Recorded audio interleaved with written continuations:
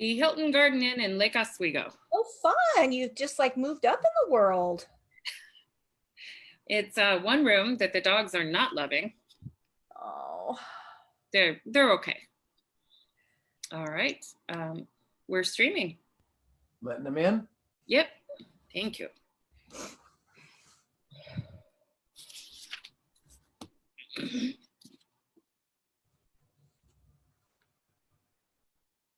No, Justin. Oh, good.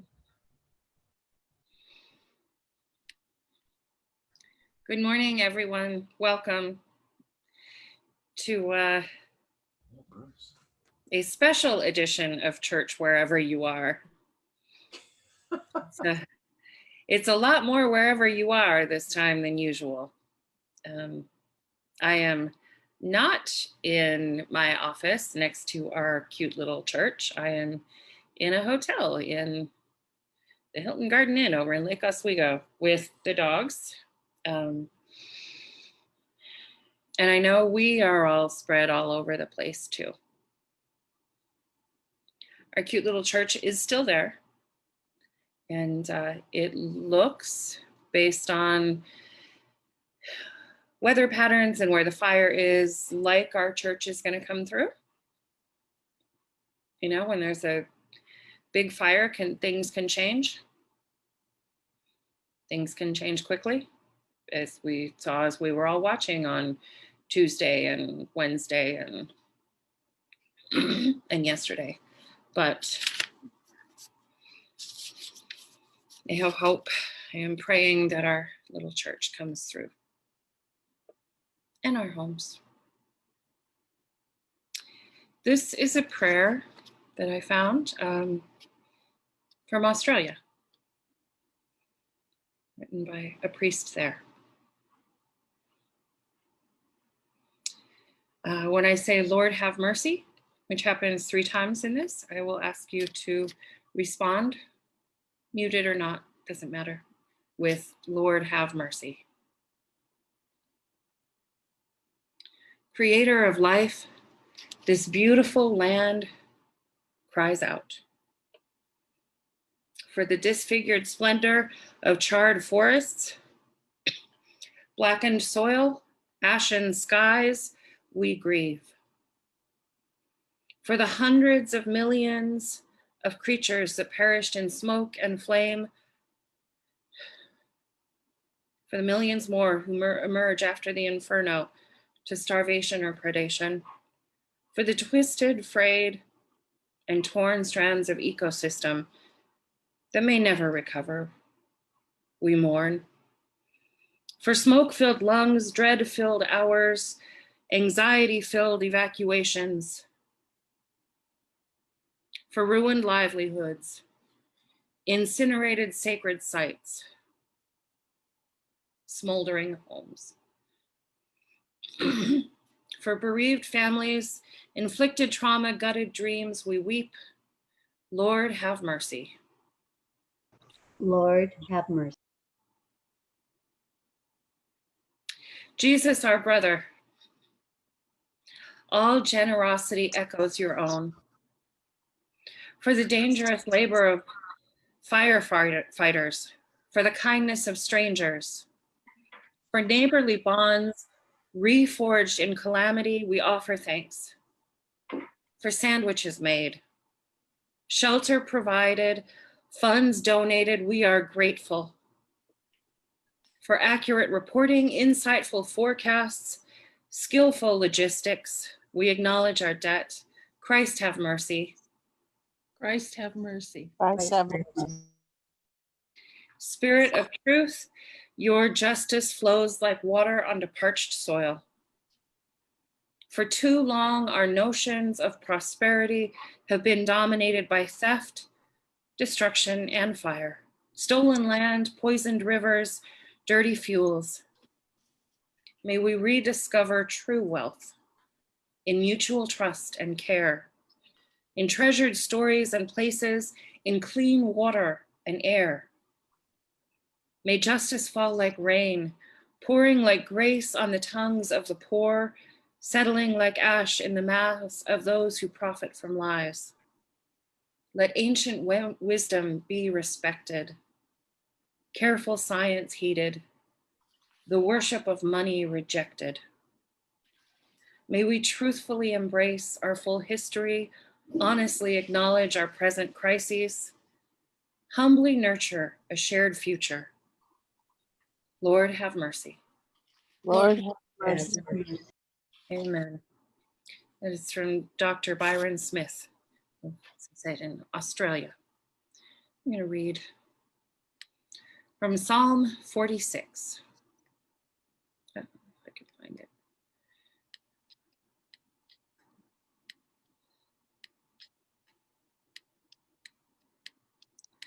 Oh dear, it was right here. Here it is. And Psalm 46 is a song. God is our refuge and strength, an ever-present help in trouble. Therefore, we will not fear, though the earth give way and the mountains fall into the heart of the sea, though its waters roar and foam and the mountains quake with their surging. There is a river whose streams make glad the city of God, the holy place where the Most High dwells. God is within her, she will not fall. God will help her at break of day. Nations are in uproar, kingdoms fall. God lifts God's voice and the earth melts. The Lord Almighty is with us. The God of Jacob is our fortress. Come and see what the Lord has done, the desolations God has brought on the earth. God makes wars cease to the ends of the earth, breaks the bow and shatters the spear, burns the shields with fire.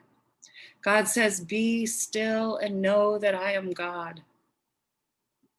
I will be exalted among the nations. I will be exalted in the earth. The Lord Almighty is with us. The God of Jacob is our fortress.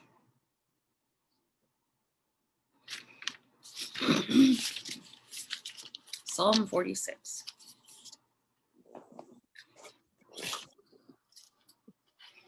As you could hear, there is disaster and violence in this psalm. There's some in the Bible as well, because there is some in the world. We know this. And the psalmist reminds us that God is also in the world. God is present in all of this. The truth is, the psalm tells us terrible things happen, disasters, and God is there. We often use that line, be still and know that I am God. And we use it often as a prayer, sometimes in our own church. Be still and know that I am God. As a contemplation, as a whisper, be still and know that I am God. I read a commentary where it says it's more of a shout. You've seen the Harry Potter movies. We're all in the common room and it's noisy and everybody's talking and there is so much happening. And Dumbledore shouts, quiet now. And the commentator, Ralph Jacobson, says, that's more like what this line is. Be still. We're in the midst of everything and there's so much chaos and fear and anxiety and so much cacophony. Not just the cacophony that comes when we try to sing together on Zoom, but so much happening. Be still and know that I am God. And even in all this, God is with us. So the other day, and I think all of you will relate to this, it was Tuesday evening, Wednesday. I was starting to pack a few things. And I walked through the house several times thinking, what do I need? If I've got 2 bags to take, 3 bags, and one of them's dog food, what do I have to have? What are the things that really matter? And the answer that I kept coming up with was none of it. None of it. I mean, I like my things. I do, and I really, really, really hope that they don't burn up. I pray that. And as I was getting ready to go, you know, I took some clothes, some things you'd need for a few days, although I forgot my toothpaste. I took some photos. I took a few little mementos, but the what do I have to have? I mean, it's Brett and the dogs. Not necessarily in that order. I said that for his benefit. He's over there. Just teasing. It's Brett and the dogs. And all the things I looked at and thought, is that it? Is that the thing that I really want? That I really have to have? I took some photos. I took some things. But it's Brett and the dogs. I thought, you know, books, and how do I choose which books? So I grabbed the novel that I had just started reading, the new Inspector Gamache mystery, and that's it. No, Phineas photobombing. There wouldn't be church without Phineas, even in a hotel. I thought, should I grab some of the expensive things? Should I grab sentimental things? But none of it mattered. What mattered is people. And it's interesting, you know, Jesus said, travel light. Camel has a better chance getting through the eye of a needle than a wealthy man going to heaven. Pack a cloak, but not 2, and go. You can't love mammon stuff or money or wealth or material things and God. And we know this. He said travel light, because all that stuff doesn't matter. Like I said, I really hope and pray that it doesn't burn up. We've been saying for months now, the building is not the church. And have a different sort of realization of that now in the fires. The building is not the church. It's us. And I saw that too. I spent these few days calling and texting and emailing and checking in with people, and everybody was checking in with each other. And they'd get a hold of somebody and they'd say, how are you doing? And then they'd say, have you heard from Chris and Milt? Are they okay? And Jan and Ron, they live close up there. How's Dolores and Carla? Are they out? Ryan lives close around there. Where's Ryan? What about the Learys? Are they away? Has anybody heard from the Fullers in Estacada? Our food pantry team was texting about whether anyone could go up to the church, even as it was solidly in 2 and then in level 3, and see if we had any snack-size foods that we could give to the firefighters.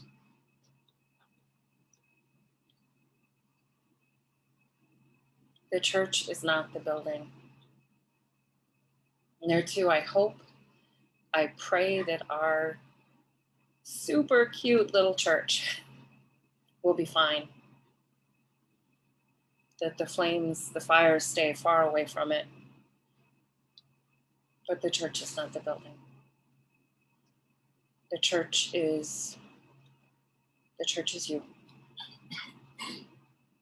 Texting each other and calling each other and checking in, offering each other a place to land. I had so many people ask me if I needed someplace to go and offer a spare bedroom or a relative or a friend's spare bedroom.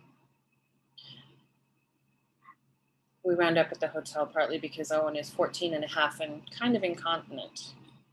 I'm not sure anybody wants that for their spare bedroom. I love you, Owen. But the church is the people.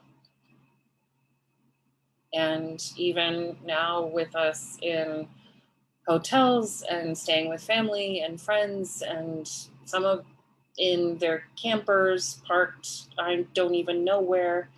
Few people in their homes who never had to leave. Few people back in their homes. All of us coughing a lot. We are the church. I hope our cute little church is fine and that sometime after this and after COVID, we will be back in that building, possibly cleaning.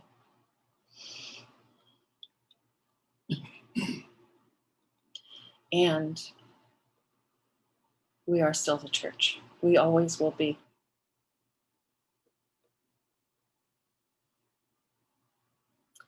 All right.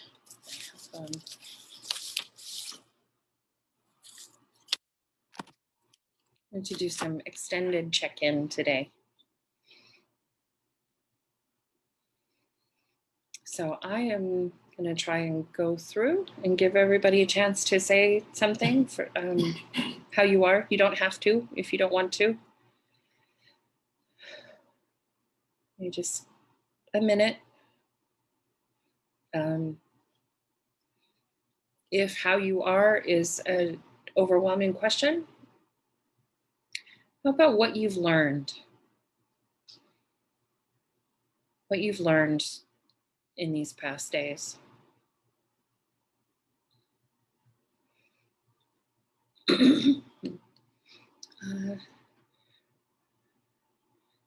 Sky and Skipper, would you like to go first? I guess I would just echo the exercise of deciding what to take. Was kind of brief in the sense that it didn't take long to get to stuff at this point in our life. We did evacuate for a night, and Echo and Storm came with us, and we were in our camper and they were in a tent, and now we're back.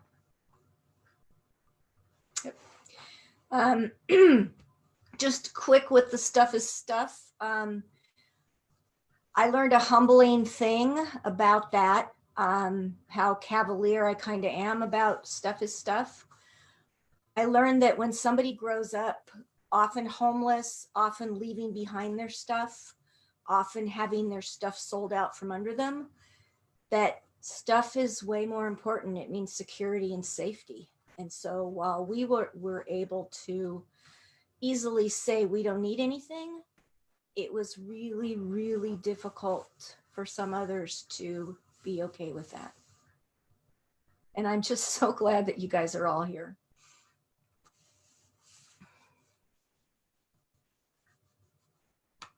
We're done.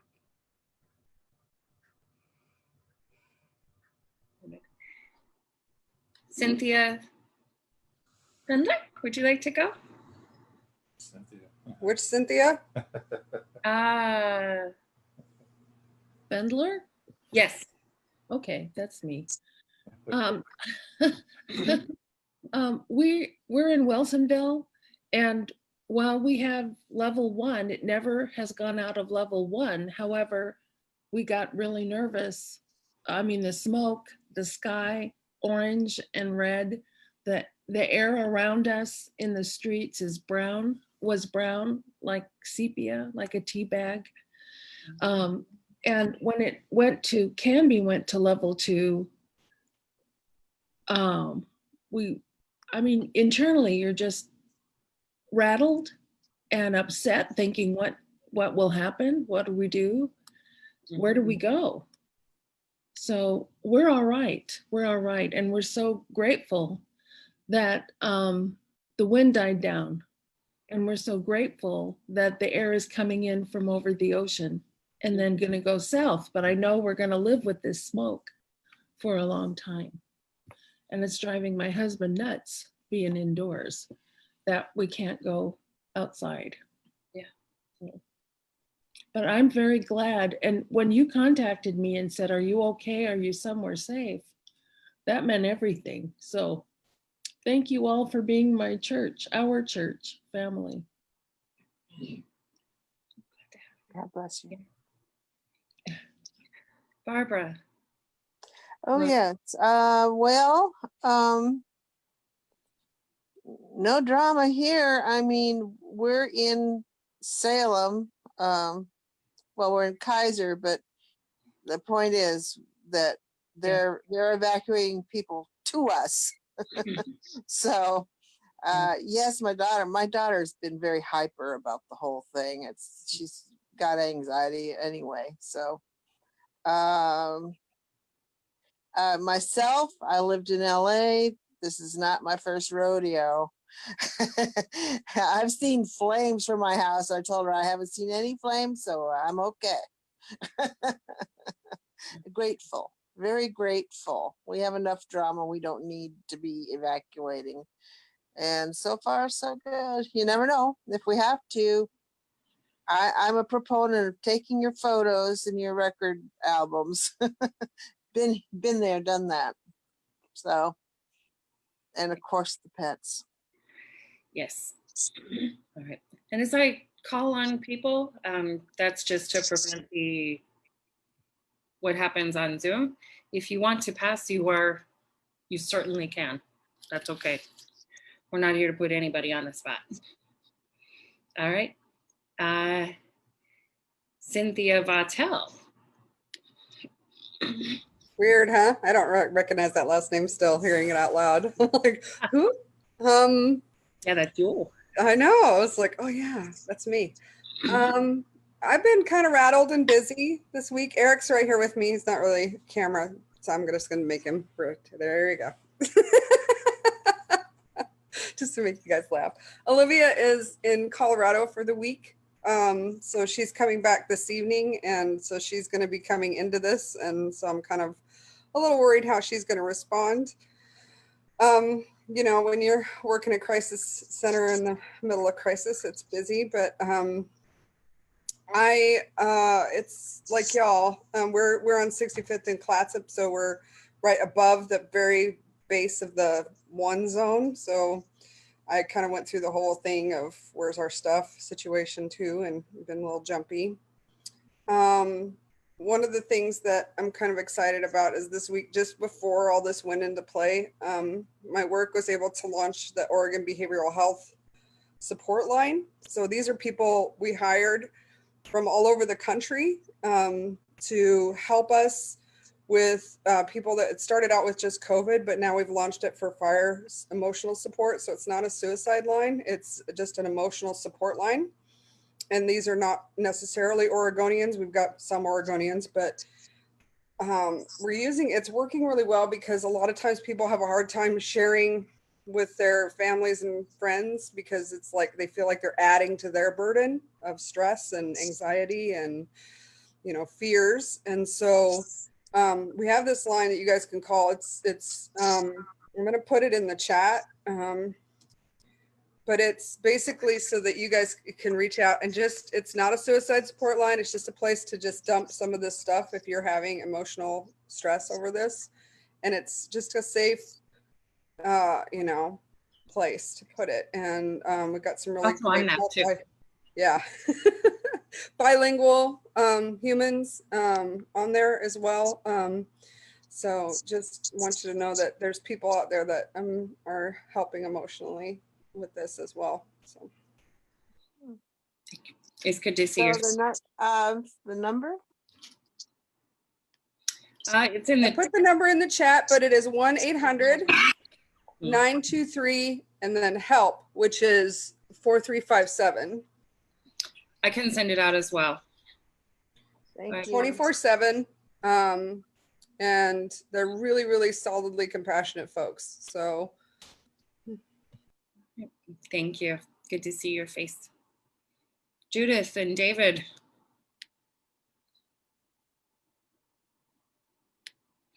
Oops. Unmute. There we go. There you go. Yeah. Well, how are we doing? Well, we're clear. We just took off to my daughter's. I mean, I think maybe because we were the first ones that kind of the first of our group anyway that got told what the level 3 was. We were just kind of figuring it out, and then we sort of went into shock.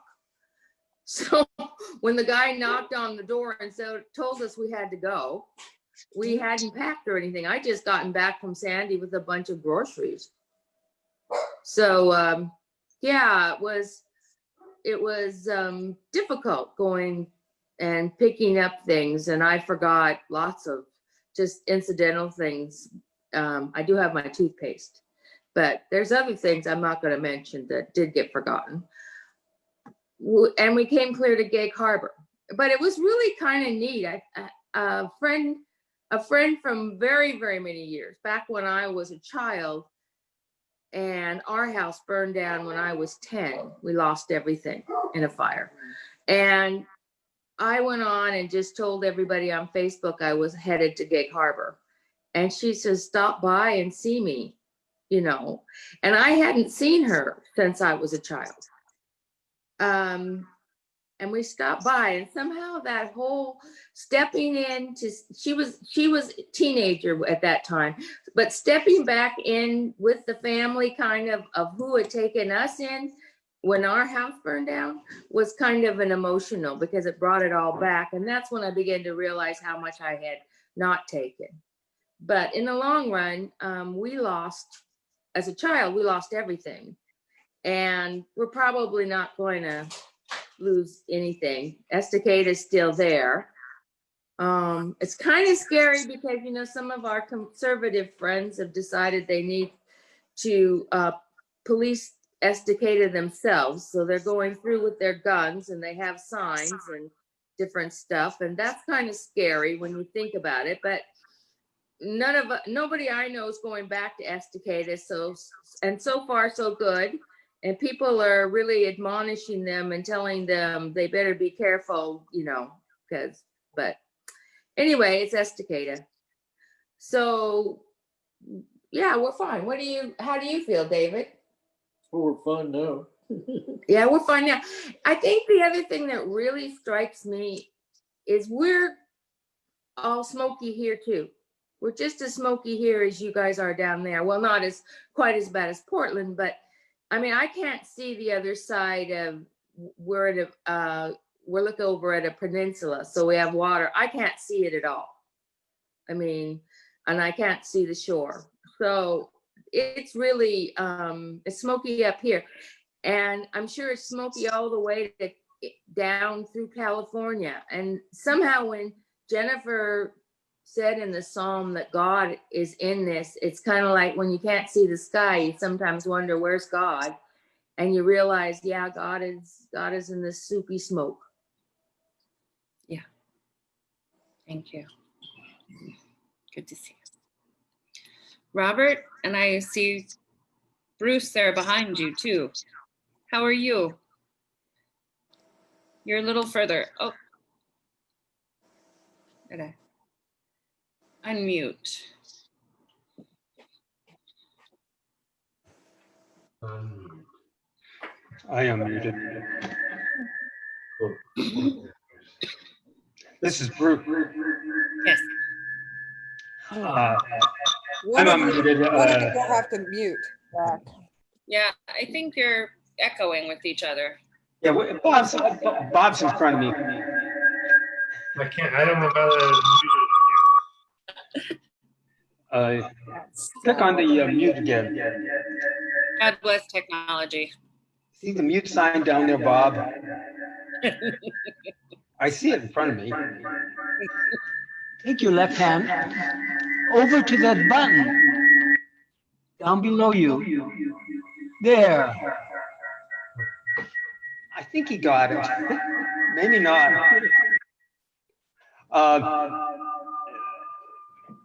This one of the things, as you well know, we have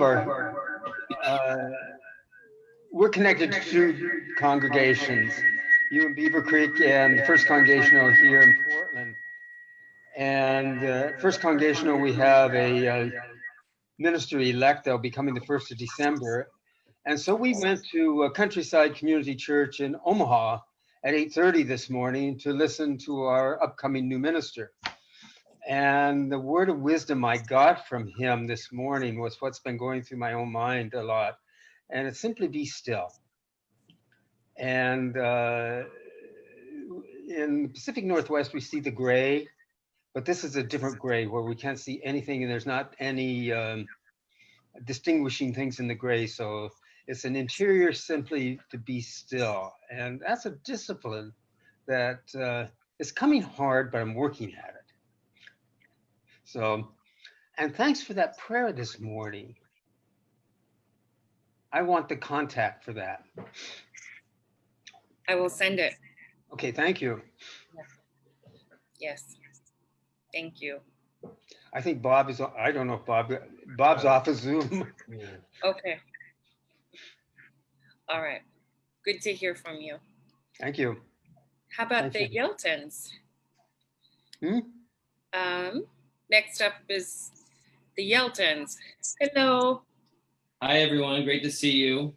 We've been looking forward to Sunday Zoom church, to be honest. So much.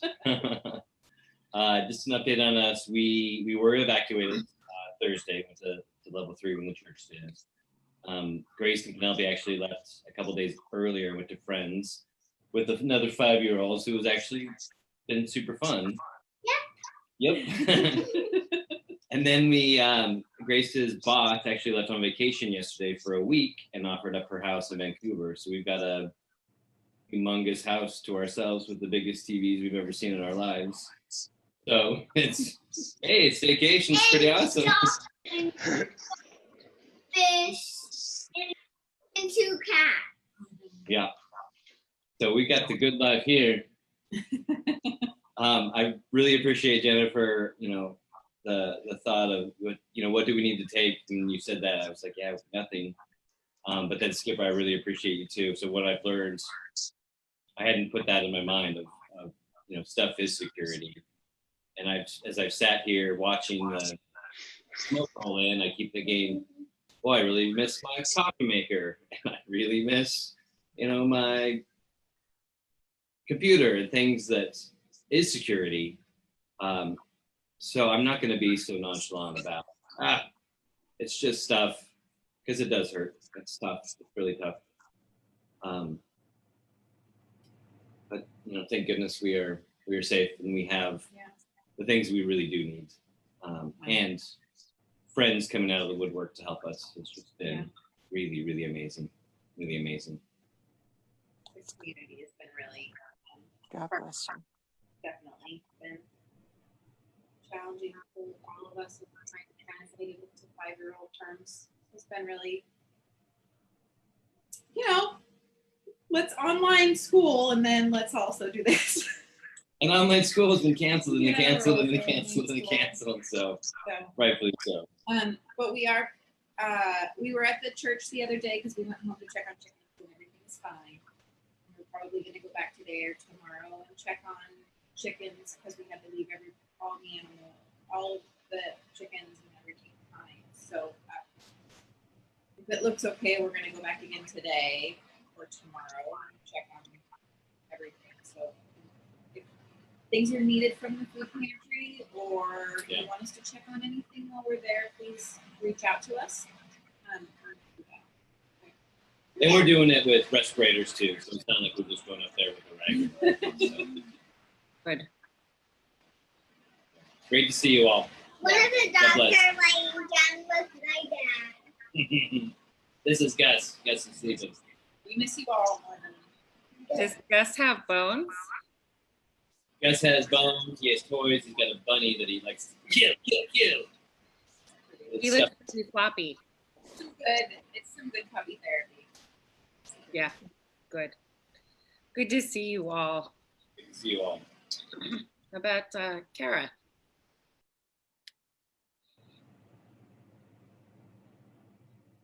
Well, we were evacuated, of course. Still way in the red zone. Fire is about 10 miles from our house right now, one of the little ones.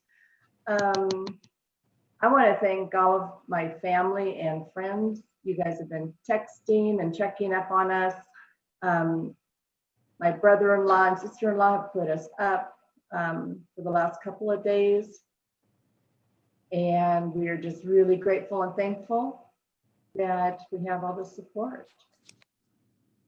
And with things, we kind of knew in advance just because of how smoky and how much ash we had at our house.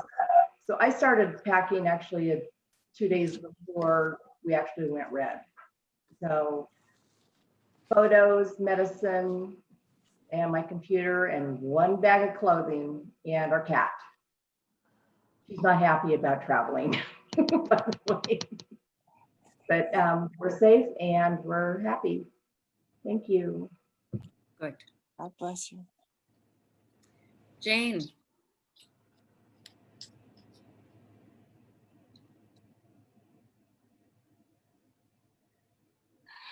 Well, Jennifer, most of all, I just appreciate so much how, because every time I text you, you're checking on somebody or telling me about somebody. And I also feel so badly because you were supposed to be on vacation, on real vacation, which you never take. And now here you are doing church for all of us.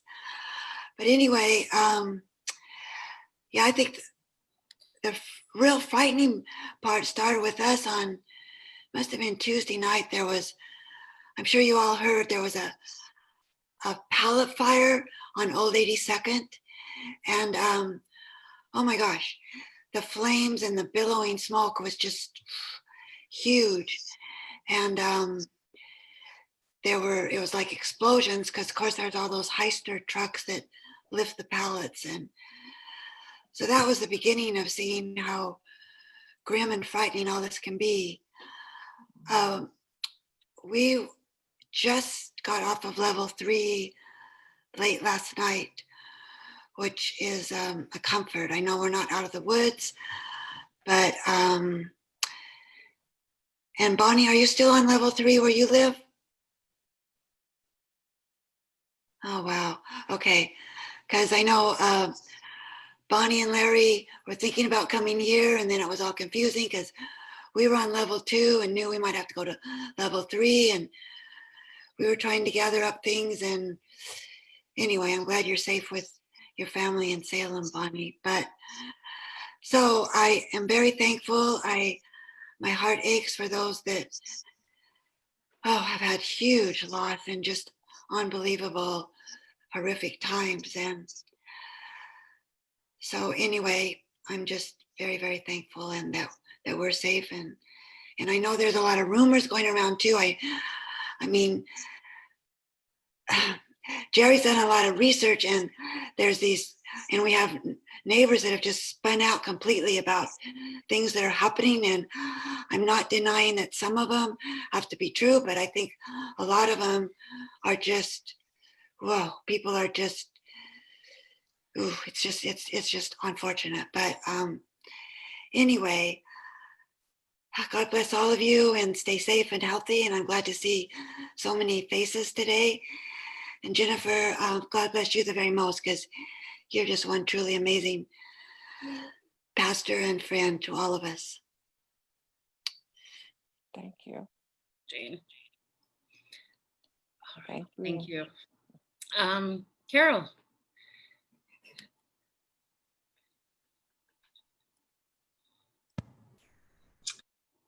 Well, we are evacuated as all of Beaver Creek on Thursday night, and we went to Oregon City to our neighbor's parents' house where our neighbor's motorhome was parked, and that's where we spent the night. And we had no sooner gotten there than they went to level 2. So we knew that if they went up, that our neighbors were going to need their motorhome to go somewhere else. And we didn't want to have to be moving on an alarm again. So we just spent the night and then headed for the Dalles. We are in the Dalles. We thought there would be less smoke. Well, there's not. There's less, but it's still very smoky. We're in a hotel room with the 3 dogs and the 2 cats. And the horse is pastured in Wilsonville off of Stafford Road somewhere with my neighbor's 2 geldings, so they're okay. And Norman said it was kind of like, you know, being on safari in Africa last night, because we had the howling cats. Where they got 2 of them in the same crate together, and they're not happy. They're barn cats. They're used to running around and doing what they want, and they are locked up. So plan later today is that it dawned on me, there's a huge shower in the room with big, tall sliding glass doors, and we're going to stick them in there with their litter box, and I think they'll maybe be a little happier. So between taking shifts of who gets let out when, one dog by themselves, because that's Simone, and she's still recovering from her surgery, and then with all this stress, took a couple steps back yesterday, and I had to find a vet here to get some more anti-nausea medicine for her. It's just been kind of a roller coaster ride with the kiddos. So, but we're fine. We're glad to be here together. We're glad to feel safe. We thought we might come back tomorrow, but the looks of the smoke, etc., we're staying at least one more day. You know, we're grateful. We're just grateful for all of you. We're grateful for Jennifer. We're grateful for our animals.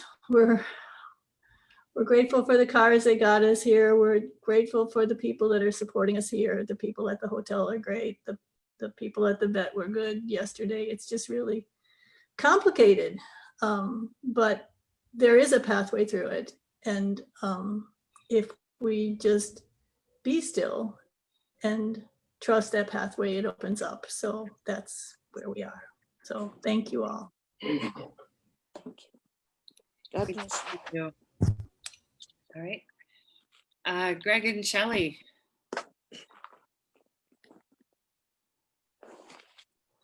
Hello. Hey. Yeah, we're here. Of course, worried mostly about, you know, my friends up in Beavercreek and Colton, Estacada, and, you know, those compromised areas. I was very worried, you know, that with the fire, especially when the winds were going, that was quite concerning. Glad that everybody, you know, got out. As far as I know, everybody homes are okay. Super glad about that. Other than that, I'm good. We never made it to level 3 here at our house. We were at level 2 a couple days. I never really felt threatened.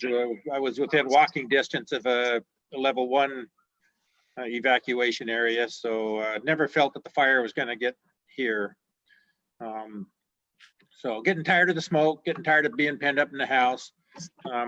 We did light a candle today, but it's electric. So good. Picking smoke in the house now. We got enough anyway. So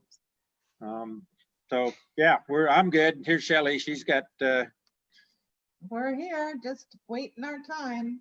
My concern has been my son in Beavercreek did not evacuate, but he was within walking distance of level 2, so he felt fairly secure. He's one of those that was concerned about looters. So he and his wife have taken turns staying up to kind of be on alert. And he's spoken to Clackamas County Sheriff and various others, the area is being patrolled. So all of you who have left your homes can be a little reassured that it seems to be secure. I will be so grateful when it rains. I am just waiting for rain. Yes. Maybe tonight, maybe tomorrow, soon. All right. Peter. Is Peter?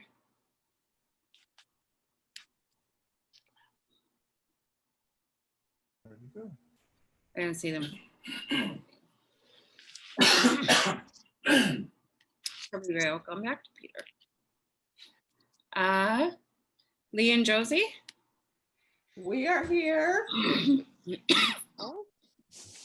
And we are safe. Have been in a wait and see mode and worried about all of our church community up in Beavercreek and beyond. We are a refuge if anybody needs to have a yard to escape to, or the breathing is not good. The yard would be from in the house. The smoke is horrific everywhere. Our stress is reduced since bless the firefighters and the change in weather. Our prayers go of thanks to all the fire response from around the country that's coming in to help.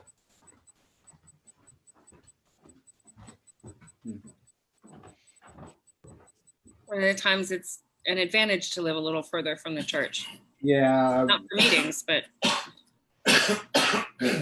We're probably one of the very limited number of people that actually we're always been in the level 1, but the level 2 line's only about 3/4 of a mile over here where the freeway is. So it got close enough that we were making plans and collecting a few things. I have to admit that walking around, you start looking at what's necessary, and a lot of this stuff isn't. So the only thing we grabbed was camping equipment and physical necessities for escaping. We have a box put together with all the critical papers and things like that, but they never made it into the car. But we figured if we planned ahead, we wouldn't need to leave, so we did. Gotcha. Yeah. And there's Peter. Peter, you want to check in? Sure. So just feeling a mix of emotions right now. Of course, initial fear and then gratitude at all the people who helped us move our animals. We don't have any trailers and we didn't even have halters or anything like that. So we were pacing back and forth and didn't know what to do. And all of a sudden, these neighbors and strangers descended on our property and helped us move the animals. So we were grateful.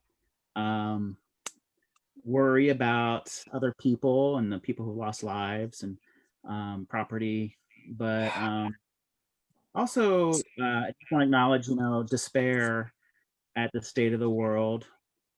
These are climate fires, and I mean, I've only been alive for 52 years, and it seems like things are getting worse and not better. So, I wrote down the things that I'm currently doing to help the earth, and I can always do more, but often I feel like no matter how much I do as a person, it's not going to make any difference. And I feel bad for my children and future generations, the state of the earth we're leaving them.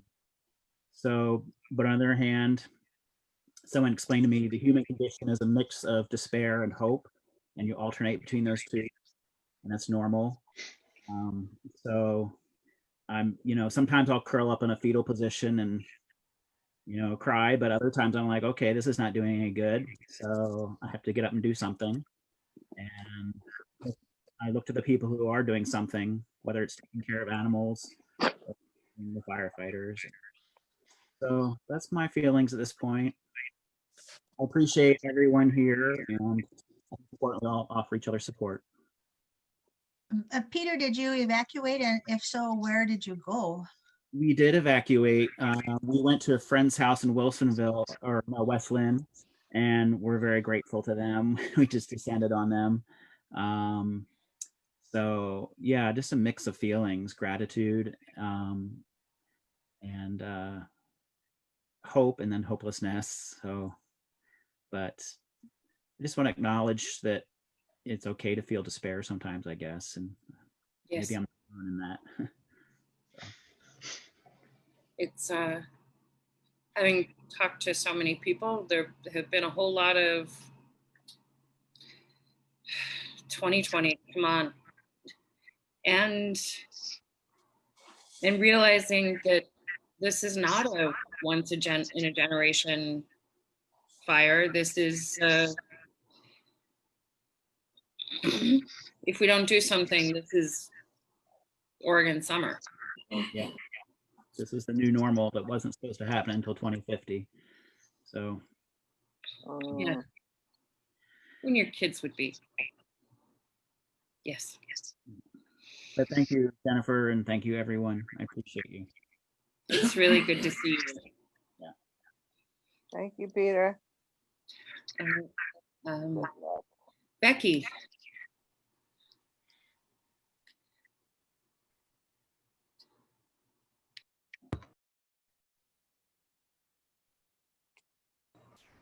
Good morning. Sorry. I'm here with Mom. We are at my niece's outside of the Donald area.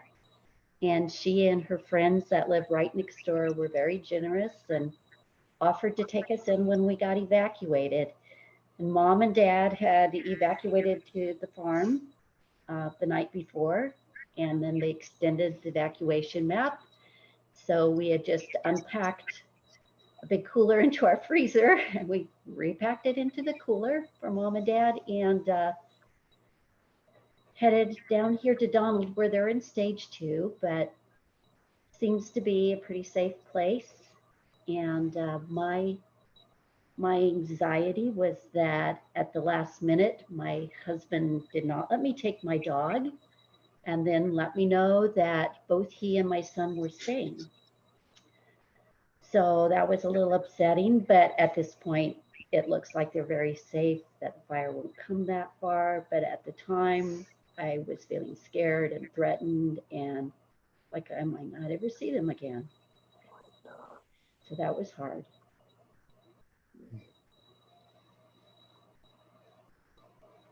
Yeah.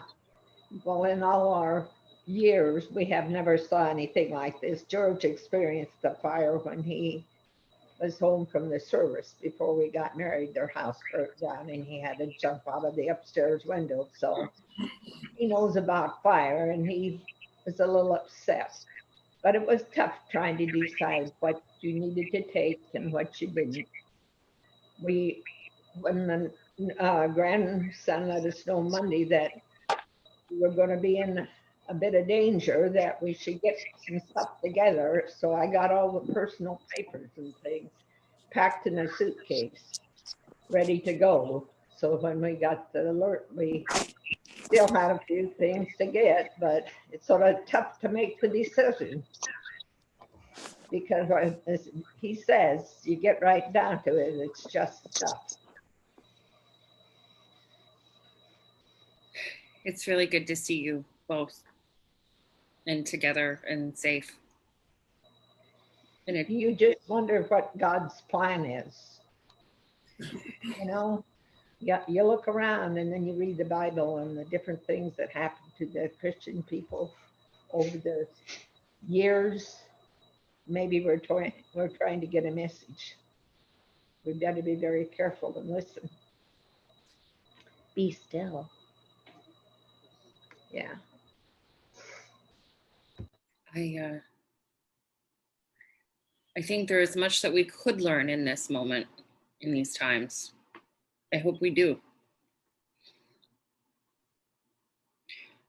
What truly matters, and unity and coming together to help each other. And the climate. Bob, do you want to look on or anything? Okay, here. If you want to look on, you can. I got it muted. No, you don't. You don't have to. That's all right. Listening to it's probably smart. Okay, let's see who is Kathy. How are you, Kathy? We're fine. Thursday, you know, as everybody saw, things were just really scary when the map changed drastically all of a sudden. We still stayed in level 2. So we went to some friends in Milwaukee for a couple nights, and then we're back home now since it seems like things have settled down, even though, you know, we're still in level 2. So it's, yeah, it makes you really evaluate. Same thing, going around the house, going, what do you take, you know, and stuff. And Mario was, you know, making sure he had all the important papers and stuff. But we took an air mattress and a bunch of bedding and slept on the floor at our friend's house. And we actually had a good time with them. So grateful for that, and just worried about, you know, everybody out here. So I felt much better once we got back, and the neighbors, they didn't leave, and they had actually driven in by the Colton and places and, you know, said that the fire wasn't there, and, you know, that, you know, the smoke is terrible, but it feels like, you know, things are more under control. So, but yeah, I'm so grateful to see everybody, and just pray everybody's places don't burn. So we're good. Good. Thank you. All right. Tammy, speaking of Colton. Hi, there I am. Well, I evacuated Tuesday and I went from no level to level 3. So I had 0 warning. Fortunately, just by the look of the sky, I had already put some stuff in the car. Not what I would have if I'd had warning, but I got the cat and I got out. So I am staying at Bob's in Portland. And other than smoky, it's fine here. As of this morning's update, a part of the fire is 2 miles from my house, which 2 miles can sometimes seem long, but it doesn't seem very far for a fire. So it's a concern. It's not the main part of the fire. It's a separate little blob of fire. If you look at the map, you see a blob by Colton. That's 2 miles from my house. So, but I'm trying to remain hopeful. That's all I can do.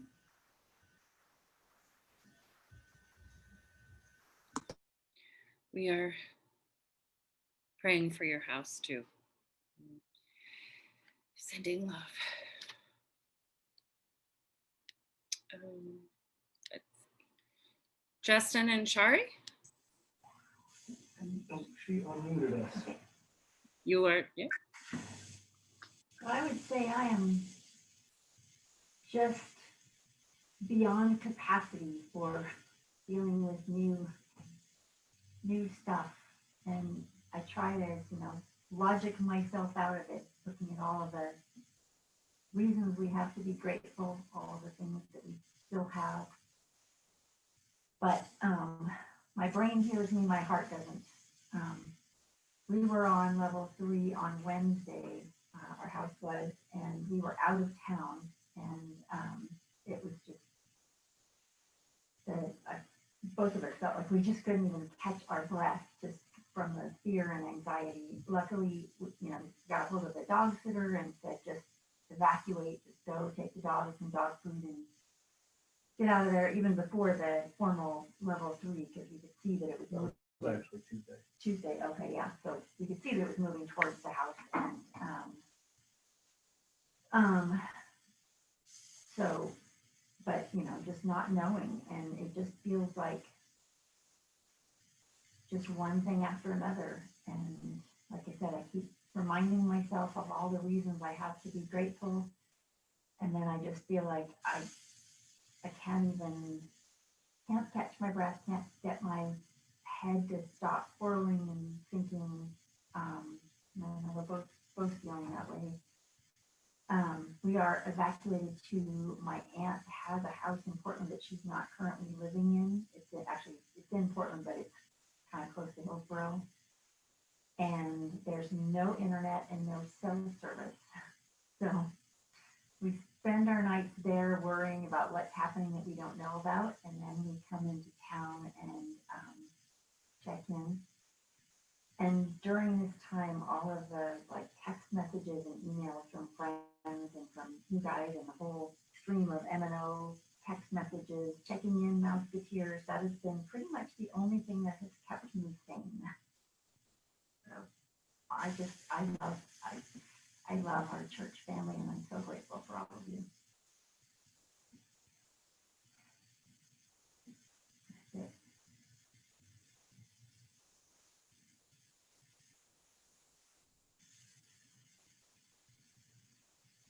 We love you. And you can't really logic yourself out of fear and sadness. You just kind of hold on to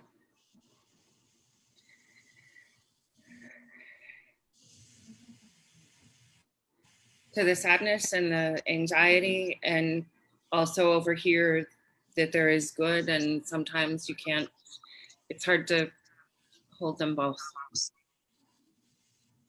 And you are loved. All right. Bonnie.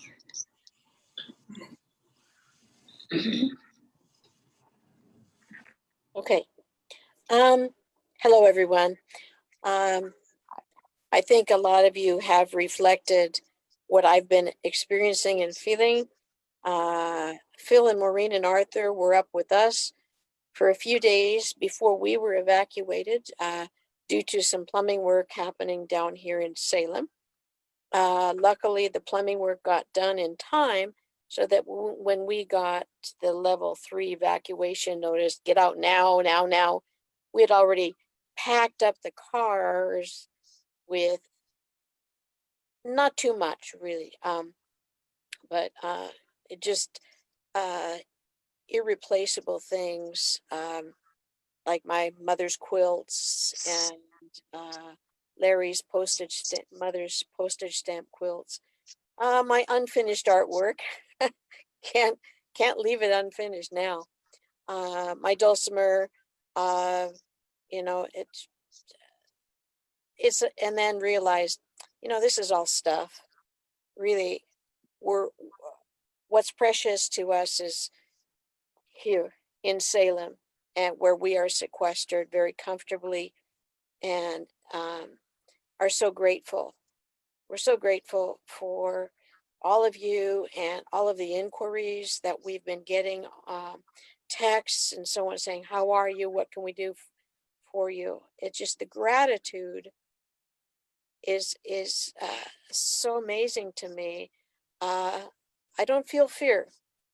I do acknowledge that from my perspective, I see that the fires, the pandemic, it's kind of cause and effect. You don't want to mess with Mother Nature, and I'm afraid that the human population has done that, and the results, you know, are catastrophic.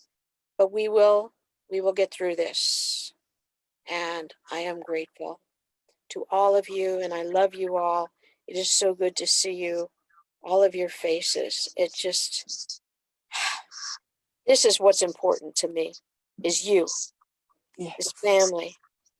And at times when I have needed support and love, this church family has always been there for me through my losses and my celebrations. I'm grateful for all of you. Thank you for being my family. And the kids say hi, and we're doing very well down here in Salem. Good. God bless you. Now you knew me. Good to see you. Pat, would you like to say something? I think you're here with representing Kristen Mills. Yeah, I just put the message in the text or the chat. Yeah, they were not able to come today because they are taking care of their grandkids. Aaron and Chris moved in with them when they were evacuated. And then Davis and Milt got evacuated. And so the whole family, or as Milt would say, the whole family moved over to live with Lee in Portland. They seem to be doing fine. They always have a chipper attitude, and they do seem to think that their houses are going to be okay. And I'm also, Larry and Kara are staying with us. That's how I knew about this. You guys have got a great church. She's on. She's on. We really, really do. It's good to have you with us. Thank you. Okay. Barbara Durcott. Hi. Hello. I'm doing Peter's roller coaster of despair and hope. Some days I'm really good and some days I'm really not good at all. I guess I got the warning when Tammy had to leave her house. That brought it right home. And I have been praying a column of water around her house for days. I'm in level 3 by about 300 feet. So I don't feel 3-ish. I feel more 2-ish, which is why I'm in my house. I've been staying at Fred's with 2 of the cats I could catch, the dog. The chickens went to his sister's in Beaverton. One had to have wings clipped because she kept flying out.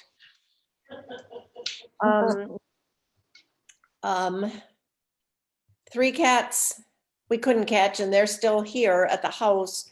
Garrett insisted upon staying, and he figured he would fight the fire if it came until he couldn't anymore, and then he would run. And paranoid as he is, he was also watching for looters. He was one of those people. I thought he should possibly put a sign on the door. Don't even think about it. Guard inside, armed and angry. Fortunately, we did not put it on, and we did not need to. Thank goodness. Okay, Peter, I have a trailer that is currently getting its electric brakes fixed. Should be done soon. And if you need help hauling home, let me know. Okay. Yeah, anybody else too. I'm on call. I found out, Terry Papineau is fine. She's the one who called me in the middle of the night. I don't know, one night. And it said they need help out in Liberty hauling animals out because they need to evacuate, blah, blah, blah, whatever. So hitched up the horse trailer and started to pull out and said, Garrett, check the lights. You have no lights, Mom. Okay, we were going to tie a flashlight to the back. You know, but I also didn't have electric brakes. And I can't hold that big trailer without. Yeah, me too. So unfortunately, I didn't get to haul animals. Those dogs got out. And that's what I know. And I am so grateful for everybody and all the people from around the country, I guess, that I know that are calling and texting to find out. There's so many kind people, good people out there. Thank you. Goodbye. It's good to see you. I think we're all doing that roller coaster back and forth. And there are good, kind people. We should be able to do something.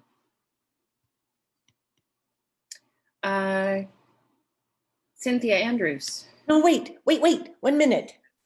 If anybody needs a link, they are looking for people, I got this from the people I did the homeless count with last year. And they aren't looking for people to count.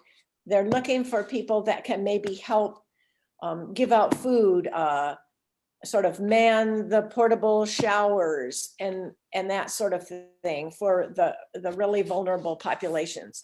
I will find out more about that when she sends me more information, but if anybody wants to know, you can let me know and I will share. Thank you. I'm sorry to interrupt, Cindy.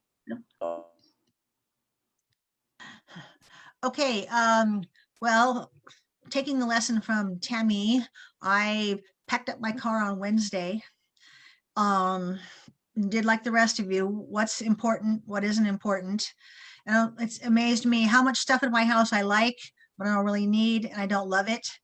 And it's not meaningful. And so it was easy. Once I decided, is it meaningful? Is it irreplaceable? No, goodbye.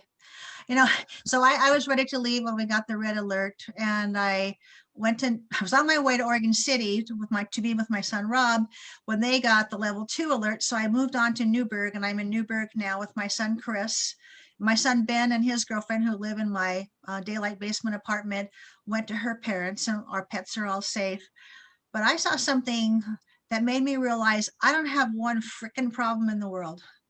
Because when I was going down the bypass at 2 miles per hour, I saw on the other side going north, I can hardly talk about this, a homeless person, a man, youngish kind of man, clearly homeless. It was pulling his meager belongings in a low red wagon and struggling to put a broken down bicycle in the wagon and keep the bicycle and the wagon going at the same time.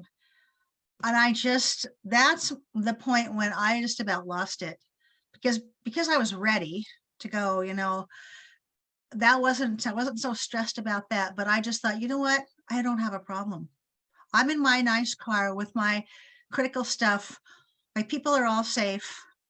If my house burned down, I'd be really, really sad, but I have insurance, and I have places to go that people love me, and I'm clean and safe and fed, and I have no problems.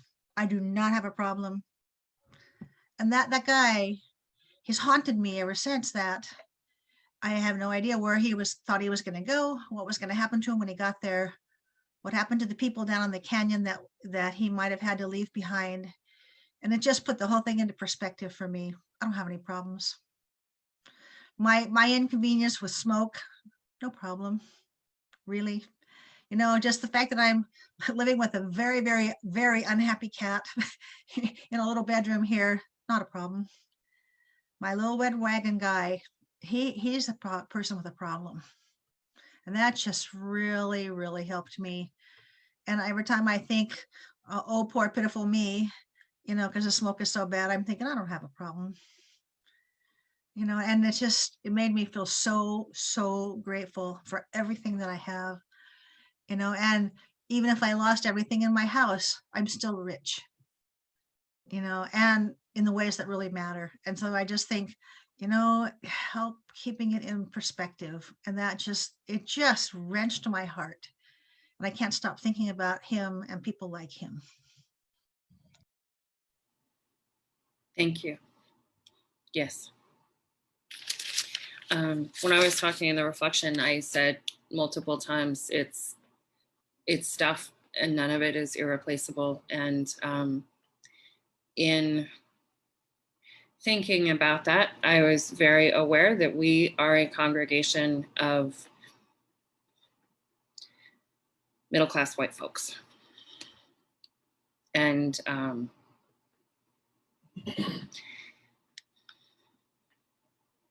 even if we did lose our houses and things, we would be okay because we have other resources and we have insurance mostly. And and it would have been a different message if we had been, downtown Portland with a lot of homeless around. It just would have. And it's important to remember that too. It's a whole lot of things we're holding. A whole lot. Yeah, I'm just I cannot get over that visual in my head, and it just, that's what's kind of oppressing me is him and people like him in his circumstances. I don't say people like him, that sounds pejorative, but people in his circumstances, I can't get them out of my mind. Yeah. Thank you. And it's good to see you. Jan and Ron.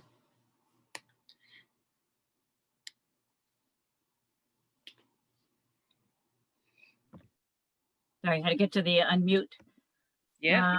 Well, I think probably similar thoughts to what many people have said. Sort of our journey, that brief journey started actually pretty early on Tuesday when one Erin and her kids were coming to Milton Christmas. She also had another friend who needed a spot, and so asked about coming to the cabin.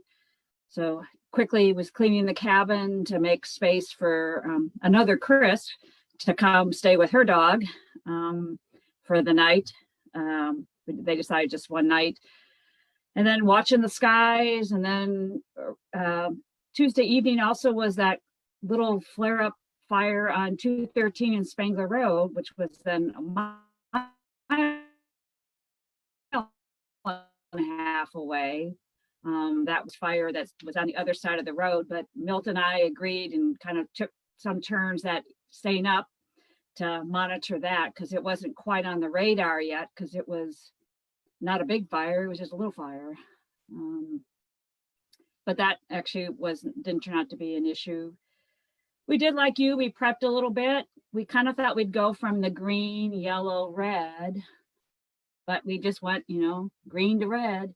On Thursday, I was actually out in the vineyard picking a sample of grapes that we could test because we were trying to decide about harvest in the next couple of days. But so I think mostly, and so we had sort of prepped and had just all the incidentals. We didn't really bring anything too major, a case of wine, because you never know where you're going.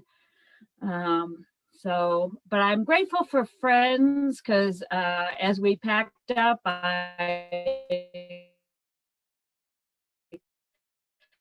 called Kathy and Mario and someone next, because we had to put that plan in place, and they said sure, and we all masked up, and we probably burst their bubble, and called some friends, which is where we're at in Portland, longtime friends that I worked with and have been, supporters of the winery.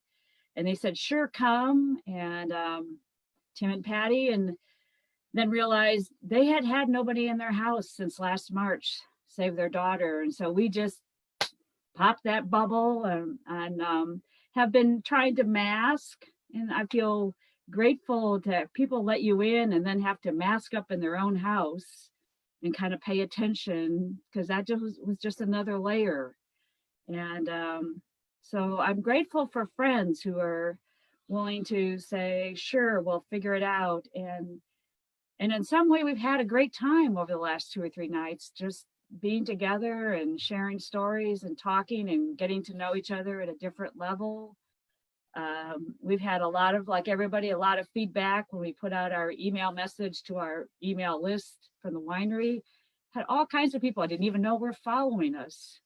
And people we hadn't talked to for years check in. So I'm grateful for friends and the support and family, but ready to go home.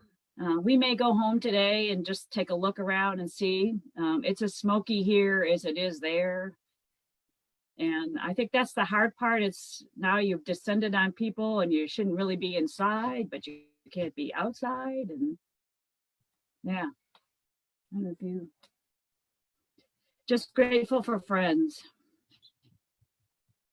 Yeah. Thank you. It's good to see everybody. It is good to see you. How are you doing, Ron? Doing okay. Yeah, we're trying to decide what we're going to do now, since some of the grapes are probably ready to harvest, and we've got smoke and no pickers and social distancing in the ashy vineyard, and how do we do all that? So just all those logistics that are rolling around in my brain.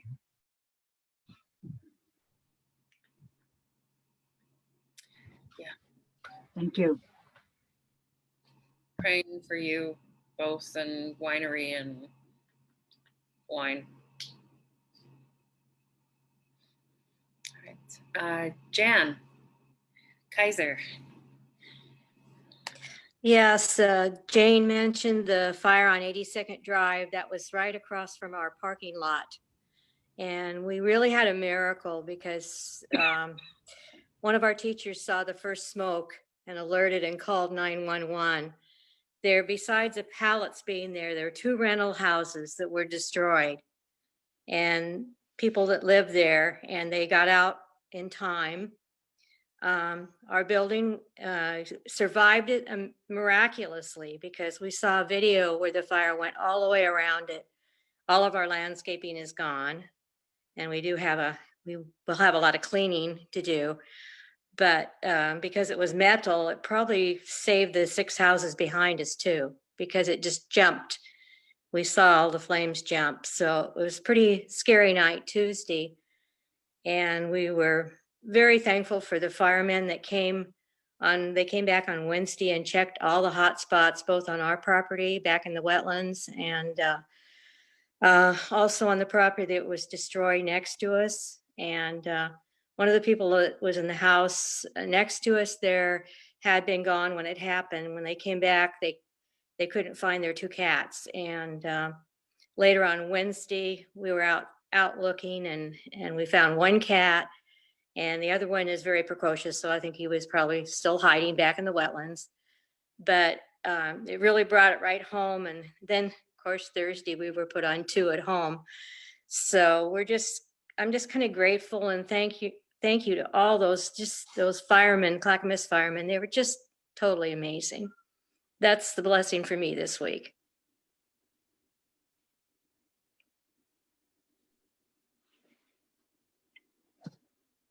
It's good to see you. Dolores. Hello, can you hear me all right? Yeah. Can you hear me? Okay. We arrived to my cousin Leonora's here. She was the one that you met last time when we were watching over her a little bit. Now she's watching over us. So we came to the best hotel possible. She's a wonderful Italian cook, and she's been feeding us 3 great meals a day. We arrived like the Beverly Hillbillies. We came with chickens and dogs and cats and birds, and she greeted us with open arms, so we're very thankful. We have a very important celebration today. It is Sophie's 21st birthday. So amidst all this drama, I'm wondering if you would join me in singing happy birthday to Sophie. Can you unmute yourselves? Definitely. Happy birthday, so. Sure. Okay. All right. All right, Jan, you started off for us. Happy birthday to you. Happy birthday to you. Happy birthday, Sophie. Happy birthday to you. And many more. Well, this is a birthday she won't forget for more reasons than just being 21. I know. It's been hard, but this is the first time we had to do something like this. And it's been hard for all of us. But we're here, we're safe, and that's the main thing. You're safe, yes. Happy birthday, and you can celebrate in a few days and be a true 21 free-year-old, Thank you. Need to get together with Ron and Jen. They have a case of wine. Okay. Thank you. I did go home last night, just to let you know, we all went home and we found the church fine and everything on Upper Highland Road was fine. Barbara's house was fine, and we thought of you as we went in there, Barbara, past your place. We were able to pick some dahlias and go down to the Clackamas Town Center where people are gathered as a evacuation site. And that was really eye-opening to see the folks in two ways. One, to see the folks that were intense and had very little and had no one to go to. And I realized how fortunate we are. We have comfort here. We have heat, water, showers, wonderful food. We're so safe. And there are so many that don't have family or friends to take them in. The flip side of that was there were churches and Salvation Army and just people driving through with their trunk open with their garden produce in the back, handing out tomatoes and cucumbers and just, you know, such demonstrations of love from people in other areas that were coming in with blankets. And the Salvation Army was amazing, and so was the Red Cross. They had pallets of water, and they had food and fruit. And Stanford's, of all people, had a buffet line, and people were going through the buffet line. They had finger foods and cookies and great things from Stanford's restaurant. And the Portland Bakery was also there with focaccia bread and French bread. So there were a lot of wonderful things to see, of outpouring of support. And I even have this morning a lady on eBay. I was dealing with her and I bought some crystal and it arrived and 2 pieces were broken. And I wrote to her and I said, I'm sorry, these arrived broken, and sent the picture and asked for a partial refund. Well, she just wrote to me this morning and said, forget sending anything back, keep the 12 unbroken pieces, and here's a full refund. You've got bigger problems to worry about than these pieces of crystal. So I just shook my head thinking, wow, here's a lady across the country who's, you know, being very kind and understanding. And it seems like we've run into that all along. So anyway, Dolores? we are celebrating Sophie's birthday today with banana splits. And thank you very Dolores? much for your prayers, for everybody. I'm thinking that, for example, this situation for me is similar when we had a earthquake in my country. Everybody showed their best face to help each other. And that is wonderful to have faith and share with you how we are and how you are. Share with us how you are.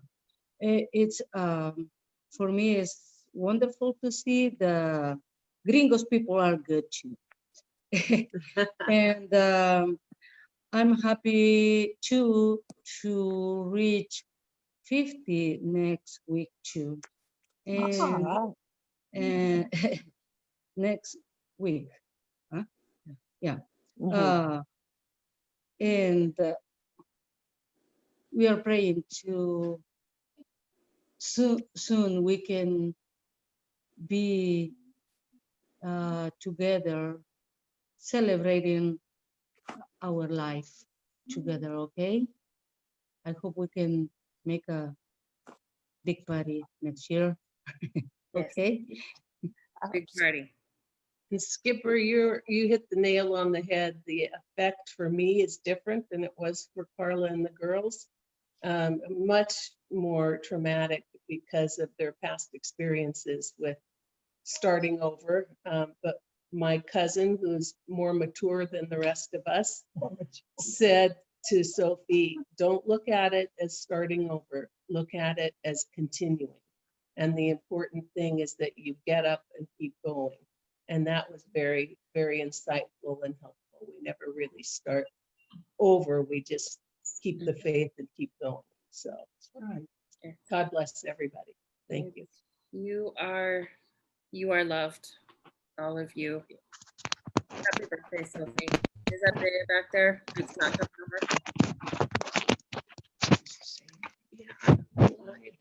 over. Oh, Alex. I'm glad you're together and celebrating what is good. All right. Ryan, do you want to check in? Sure. I see we're in Lake Oswego as well in a hotel. I think like across the street from you, Jennifer, or something like that. We left pretty early. We left, oh my gosh, wine for everyone. It's truncated at that point, but that sounds pretty good. I mean, we had kind of a little bit of sort of preparation just mentally, because Aaron had seen a thread from a meteorologist on Sunday that said, I think the quote was like, Portland is looking down the barrel of a gun in the Portland area with this weather front that's coming in, and the wind. And if it hit right, it was just going to be catastrophic. So I don't know that we were prepared for the idea that flames would be sort of at our doorstep, which thankfully they're not as of now, but we were a little bit prepared. And then Tuesday, I mean, our house is built in like 1910. So by Tuesday night, the smoke was like pretty, like it's not the tightest house in the world. So the smoke was pretty well inside. You could tell the fire was moving really fast because whole pine needles or fir needles that were like black, but not ash, were like falling on the roof. And it was pretty intense. And Tuesday around midnight, we're just like, we're not going to be able to sleep here, and just left. And Erin, my wife, works in Lake Oswego, so we went to a hotel in Lake Oswego. And thankfully, Teddy Puppy, this is his first hotel experience, and he's doing really well, adjusting really well, considering everything that's going on. But it does feel very scary to evacuate to a hotel during a pandemic from your house that might catch on fire. I mean, it's just unfair for everyone involved, and yet it is all relative. And we need to just, I mean, we're in this position because of relative privilege of owning a house in a beautiful rural area that could possibly burn down. It sounds like, and our house is for those of you who don't know, it's just past Upper Highland on Beavercreek Road, between Upper Highland and Guard.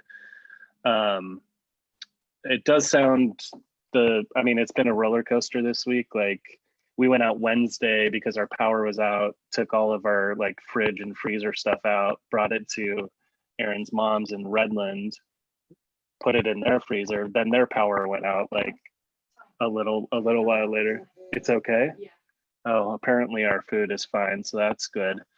But Wednesday was really nasty. I mean, just orange skies and unbelievable smoke. But yeah, we're feeling pretty lucky all around, and all of our family and most of our friends that we would have stayed with are also evacuated now, or in areas of kind of in Clackamas County somewhere. So we kind of just have been in the hotel for nearly a week now, and I think we're going to go check on the place today, just get a sense of what's going on. It does sound like the weather is shifting in the right direction for everyone, I hope, and hopefully we'll all be able to go home soon.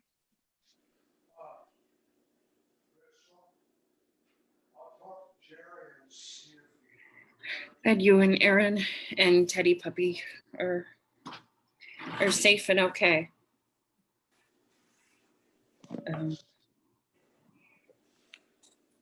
Is there anybody that I missed? I'm going along my Zoom window, which moves around. So has everybody gotten to check in? Jennifer? Yes. Jennifer, can I just say, she mentioned about the town center refuge, the people that are down there seeking refuge, and thank goodness that there's a good manager of the mall that put that forth. And this part of this is our Rotary Club down there, and that place where they're feeding everybody, that cart, we managed to get that together in an hour from Clackamas Service Center and get it over there on Thursday. And all the Rotarians from our club have been down there volunteering. So it's pretty amazing what people can do when they have to be, you know, helping everybody and working together. And that's really exciting. Yeah. Through some of this, I've kept imagining what our church would be doing if we could be there. Right. And if we weren't all I scattered. was just totally amazed that that cart was pulled together, that from the service center. We got permission to use it, and everybody got volunteers and everybody got the food to man it within an hour and a half of that meeting. It's just amazing. Well, we are capable of doing good things and working quickly. Yeah. If we are motivated. And the pandemic, the fires show us that we need to work quickly and do some good things. The theme for this year seems to be, I can't breathe, in all around us, as pandemic highlights inequity and the connectedness of the world, that it matters that our brothers and sisters and those in between have healthcare, that Black Lives Matter,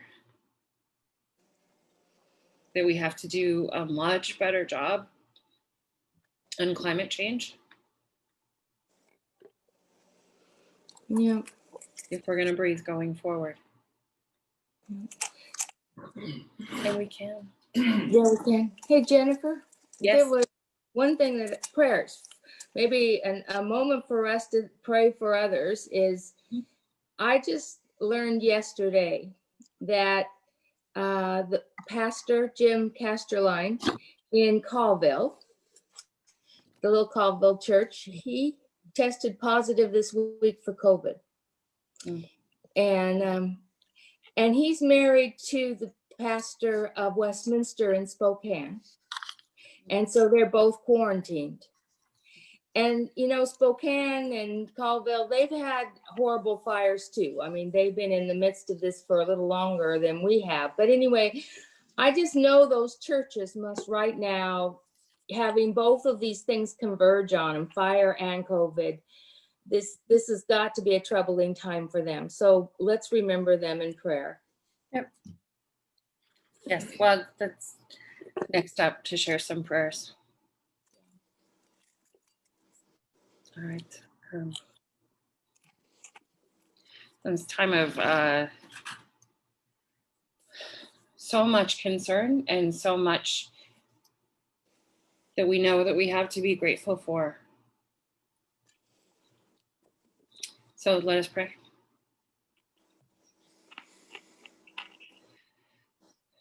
God of compassion, who created our beautiful land, our beautiful state, and who loves everyone, workers in the field, firefighters, wineries, retired folks, musicians, teachers, all of us. Be with your people in California, Washington, and Oregon in the midst of fire and pandemic. Bring an end to loss of life and home and habitat. Give courage and wisdom to firefighters, elected officials, leaders in this immediate crisis and what is to come. God, lend hope to the displaced and to the homeless. May the spirit of generosity and collaboration and love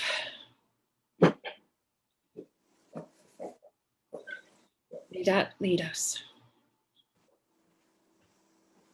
As we rebuild, may no one be left behind. May our hearts be wide for all those in need, including our planet. In your many beautiful names we pray. Amen. And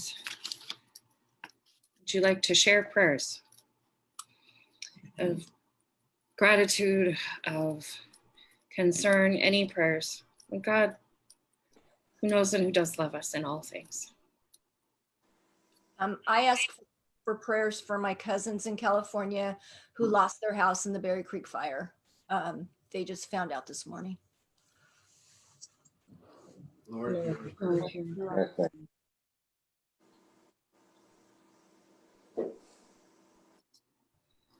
I'd ask for prayers for the people down in Southern Oregon, where I'm from originally, in Phoenix and Talent. 600, 700 homes have burned down there and impacted someone that I know. They're safe personally, but they've lost everything. So prayers for all the people that have lost homes, belongings, pets, loved ones during this time here at California and Washington. Lord, hear our prayers. I'd ask for prayers for Pat and Ken Fuller's daughter and her husband, Lisa and her husband, who have lost their house in Estacada. Lord, hear our prayers. Lord, hear our prayers.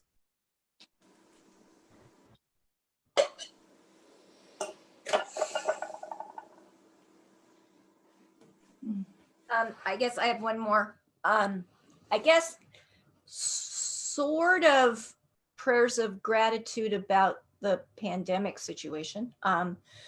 Because if not for that, we would not be meeting on Zoom today to comfort each other, because this would not have been set up.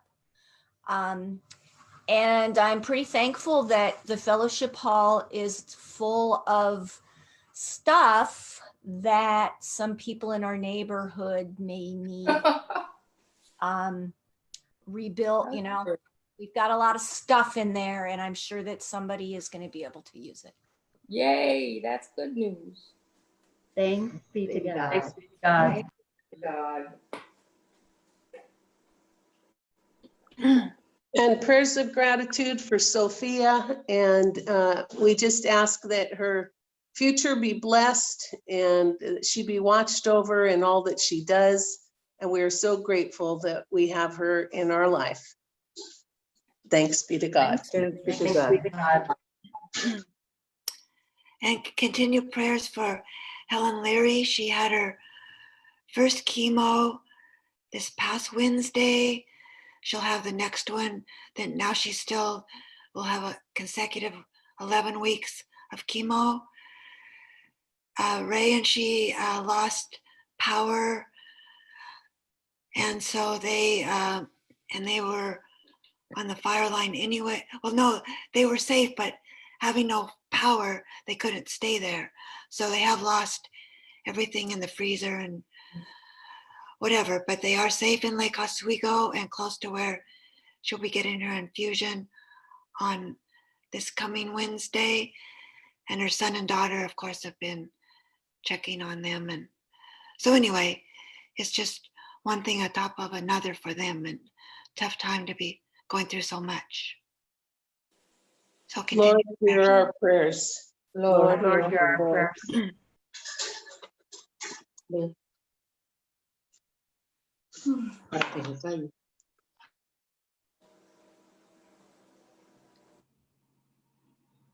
Any more?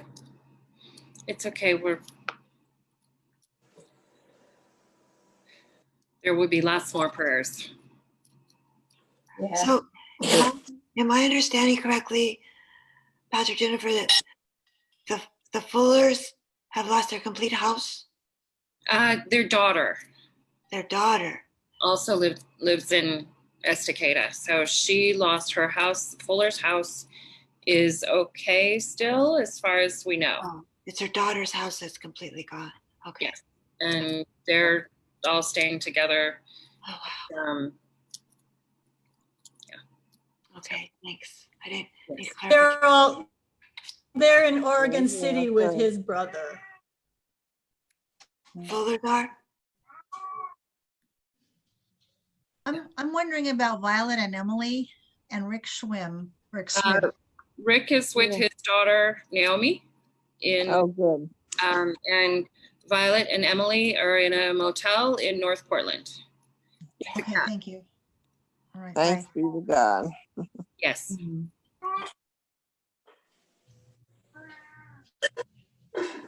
All right. And how about Dee Dee and Teresa? In a hotel. They went to Lee and Norma's, and I don't know, an hour later, not quite an hour. The next day, Lee and Norma had to leave, so they went, all of them, to a hotel. I want to say Tigard. So they're good. Everyone in our church is okay. Great. Thanks be to Thank you. God. Yeah. Thanks be to God. I asked for prayers for my acquaintance, Julie, who shared I was in a women's group, and she shared with us that the news that her brother-in-law sent by text that her nephew had committed suicide 2 days before.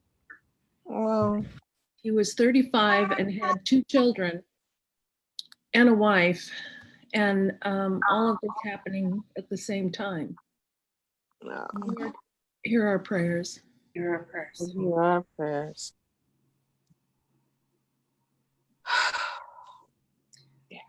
Wow. To share.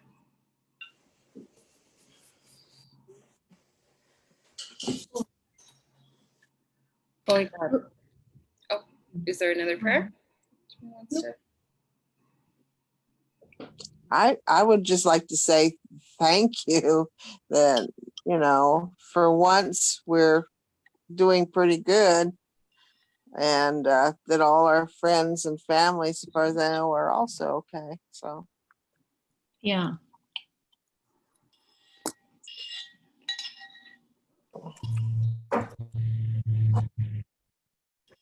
Holy God, we ask your grace and comfort to Skipper's cousin who lost her house, with all those in Southern Oregon whose homes burned. Pat and Ken's daughter, known as Cicada. All who have lost, and especially those who have lost loved ones in these fires. We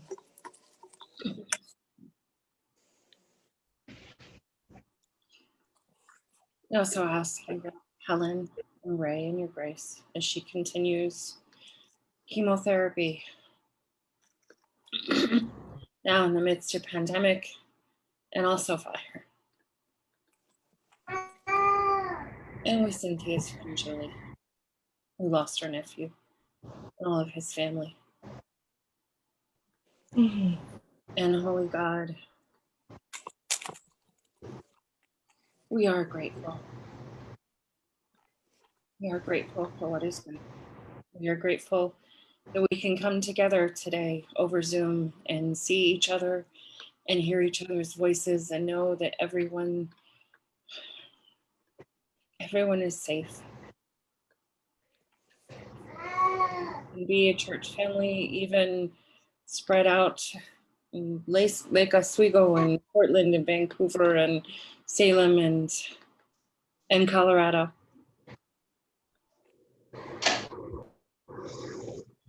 We are grateful that we will be able to help people.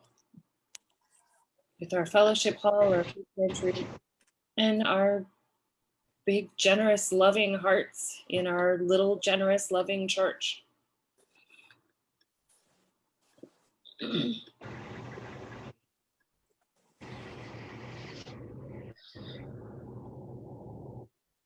So we ask that you be with us in these challenges. Grace and love, and help us to extend grace and love. In your many beautiful names we pray.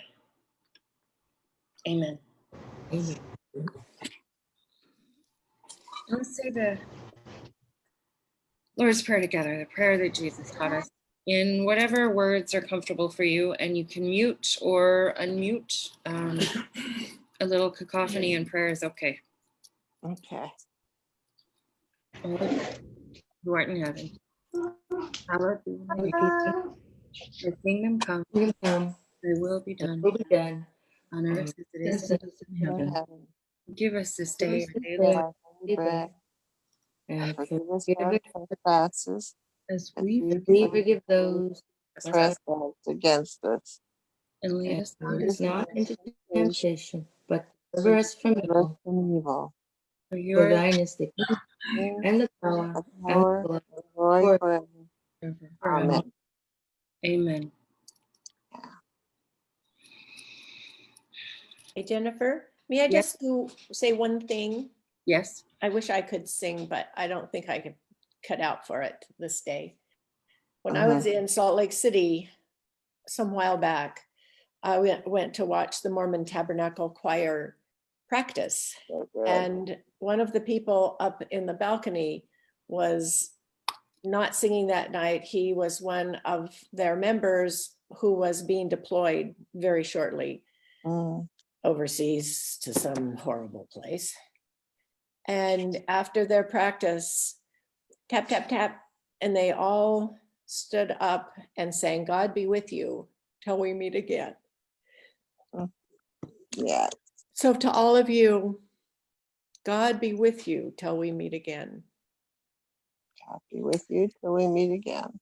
Amen. Amen. Amen. Amen. And God is and will be.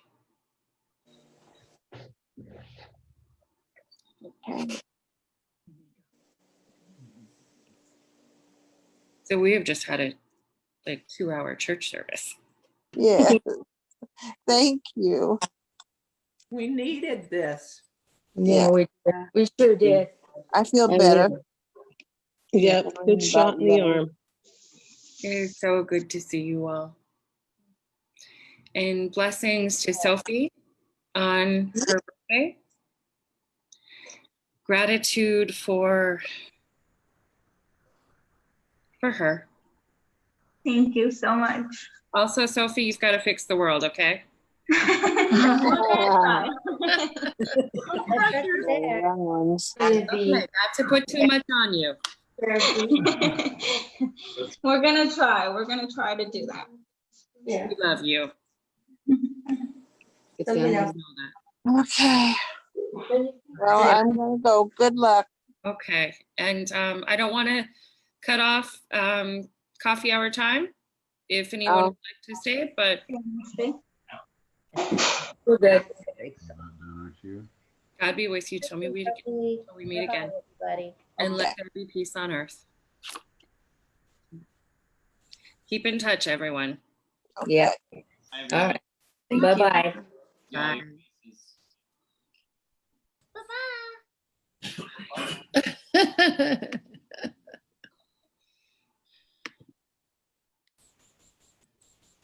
I realized that